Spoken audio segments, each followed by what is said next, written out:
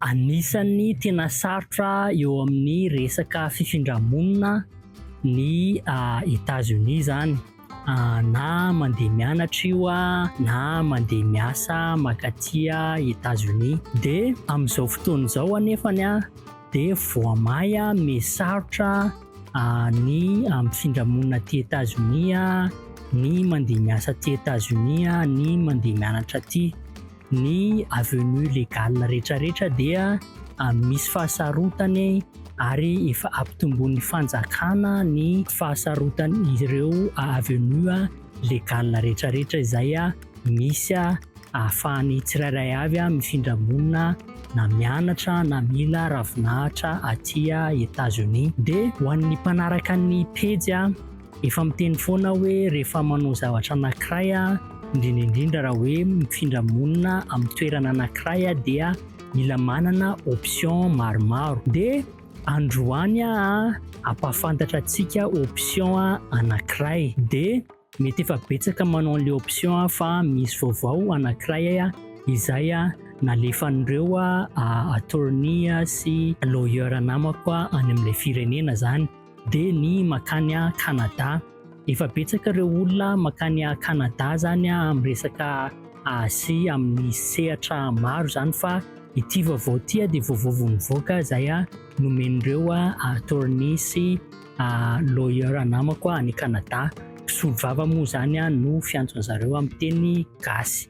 De nanambara ry zareo fa ny prime ministre izay voalany voaingana any Canada de nanome fanazavana sy nanao annonce hoe ho an'ireo izay olona, raha atao amin'ny fomba fiteny tsotra zany de hoe ho an'ireo izay olona ahilikiliky ny système ty Etazonia amin'izao fotoana izao dia vonina ry zareo ny andray an-tanana azy ireny zany, satria amin'izao fotoana izao ny resaka H1B efa le niteneniko teo hoe ireo resaka légale rehetrarehetra, avenue légale rehetrarehetra dia asarotin'ny fanjakana ny fahazahoana an'ireny bénéfice rehetrarehetra reny zany, zany hoe azahoana ho an'ireny document, azahoana ho an'le paperazy rehetrarehetra manamarika fa afaka mijanona aty Etazonia ianao.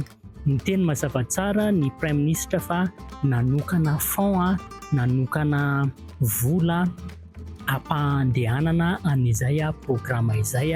Eto tsy miteny an'le programme efa mandeha rehetra ifindran'olona monina any Canada, satria efa betsaka ny malala an'ireny indrindra antsika malagasy, fa ity indray mitoraka ity zany dia ho an'ireo olona indrindra manana traikefa tsara amin'ny resaka recherche.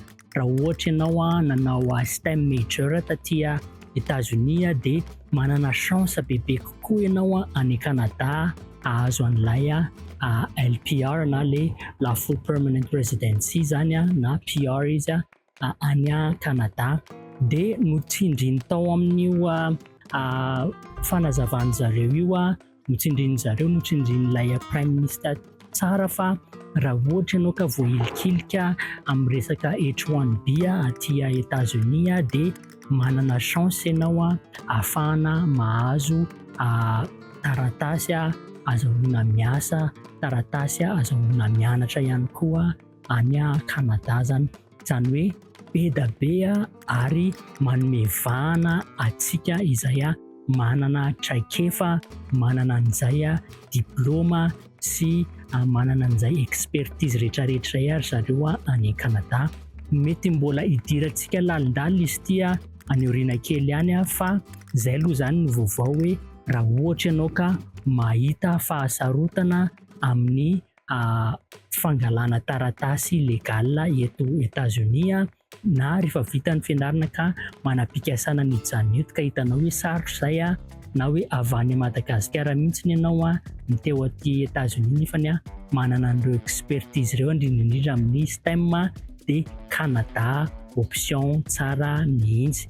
De zay no fanazavana androany, mbola veriko foana hoe mbola ho andehanantsika lalindalina kokoa izy io amin'ny fotoana manaraka, fa de zay aloha ny androany de amin'ny manaraka indray maso to.